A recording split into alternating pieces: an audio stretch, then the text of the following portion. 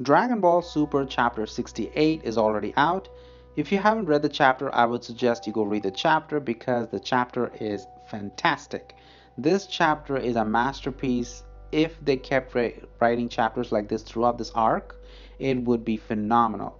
I would love for Dragon Ball to focus on story and plot like they did in this chapter instead of focusing on fights. I mean, we love the Dragon Ball fights, we love the fight, we love all the action panels and all of that stuff, but you can reserve that for the later part of the story.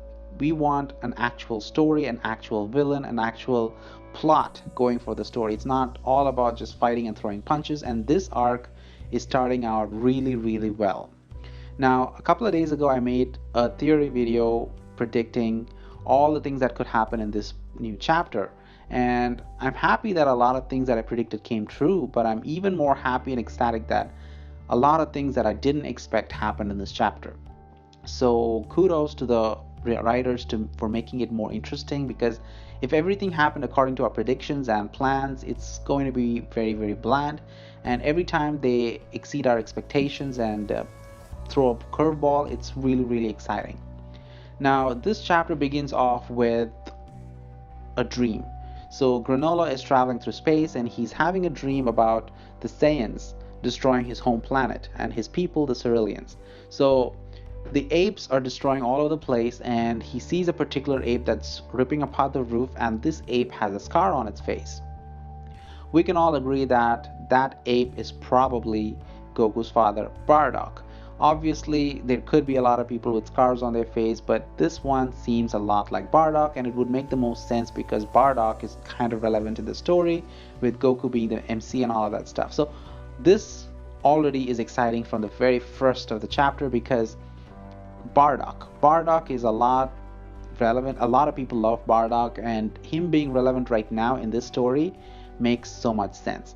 And I kind of had this prediction where I made a prediction video. In that video, I did say that Granola is going to have a problem with the Saints. He's going to be related to the Saints. The Saints probably destroyed his home planet. Almost like a baby situation where baby came to Earth in GT to take revenge for his people.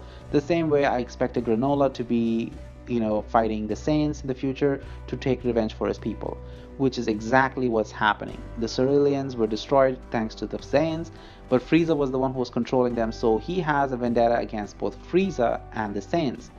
Now, the interesting part here is that he believes Frieza is dead, and he also believes that the planet of Vegeta was destroyed by a meteor. So, obviously, from the bat, they don't have all the information yet, and that's to be expected because the galaxy is pretty big and information is a very, very hard resource to come by. But in the end of the chapter, he finds out that Frieza is alive, Frieza has been revived, he's stronger, and he's has a passion to go and kill Frieza. He wants to take revenge. So this is going to be very interesting because if he finds out that the Saiyans saved the planet, saved Earth, saved the cosmos and everything, will he still be against the Saiyans? Will he still be an enemy for Goku and Vegeta? Or will he stay only focused on Frieza? Will his revenge you know, will his hatred be only on Frieza? That's what I'm trying to say. So I do think that he will somehow find an alliance with Goku, because Goku and Vegeta are the good guys, and he wants to take revenge on Frieza. So he could ally with these guys and take on Frieza, something like that. Because Granola himself doesn't seem like a big fighter. He was compared to Gas in the end of the chapter, and Gas is supposedly the biggest fighter that they had. And honestly, Granola doesn't seem like the kind of fighter that would be able to take on Frieza. He's more of a sniper, he's more of a soldier kind of situation. He doesn't seem like a martial artist like that, but obviously we could be wrong. So we'll leave that for the future discussions. In this chapter, the second half, after the Granola situation with the dream and everything, we go into Frieza, or not Frieza, we go into Whis and Goku. Goku is training and he's showing off his Ultra Instinct. He finally catches the fish and they do the injection thing and all of that stuff, all the cute stuff that's going on. That's really nice. But the most interesting part of that segment to me was, number one, we saw Goku developing new techniques. So he developed a new technique where he splits into different forms, like almost like a shadow clone technique. He has multiple copies of himself, and a lot of people, are upset about it. A lot of people are happy about it. I agree that it is a copy of the shadow clone technique used in Naruto, and because it's a copy of that technique, they could use it for a lot of varieties in the in the Dragon Ball series. So it is already a bit of a pain, because if they overuse this technique, it's going to be a ripoff of Naruto. So they should really, really limit how they use this technique, because in Naruto series, the shadow clone technique is used a lot to distract and fool the opponents and all of that kind of stuff. So if he ends up using this technique the same way, it's going to be a problem. He should find a different way of using this technique. That's all I can say about that. The most important thing in this segment was Vegeta. Vegeta accepts that he's not suitable to learn Ultra Instinct because he is a hot-headed person. He derives his power from being angry and being stubborn and all of that stuff. And of course, Beerus agrees. And Beerus tells him a very important thing. There is another way to fight Ultra Instinct, to achieve the level of Ultra Instinct. And the gods of destruction get that power. Angels are always in Ultra Instinct mode, and that's why they're always calm and composed and they are at peace. And to attain Ultra Instinct, you should have peace and you should be calm. The gods of destruction do not be calm. They're not calm all the time. They are the gods of destruction, so they are aggressive, they're more powerful. So Vegeta fits those categories. Vegeta, to be honest, is more suitable to be the god of destruction than Goku. Even if Goku is stronger than Vegeta or something like that, Vegeta is perfect for the god of destruction role. So it's so nice to see Beerus acknowledge him, and Beerus practically agreed to train him. Even though he says he's not going to train him, Vegeta is allowed to observe, and Vegeta is allowed to take whatever he can from observing Beerus. That's what it was implied. So it is nice to see Beerus and Vegeta interact, and I want to see more of that interaction because Vegeta and Beerus have a very good history. And even when Vegeta was a kid, he met Beerus, and Beerus kind of mistreated his father. So there's a lot of history that's unexplored, and I want to see all that history come back, and Beerus and Vegeta bonding basically. As a student and teacher, they should, develop more of a bond. Anyway, after that, we do get back to Granola. Granola is about to deliver his package, the OG-73. He's delivering it to a couple of mercenaries. I think they're mercenaries or a private kingdom. They have a lot of money and they control the galaxy using money or something like that. That's what they're going for. A lot of bounty hunters come in and they give the missions. They finish the missions and they take the money and go. So we got to see a lot of that, which is also pretty interesting because we never get to see about all the different kingdoms and how bounty hunters work, how politics basically works in the cosmos. And this was a really nice introduction into that. We see the bounty hunters. There was this one guy who was trying to kill Granola and get his bounties, but he got outwitted. We saw that interaction. That was pretty good. And then this particular syndicate, they take in OG-73, and this was what blows my mind because I thought OG-73 was taken in because they wanted to take the powers that OG-73 absorbed.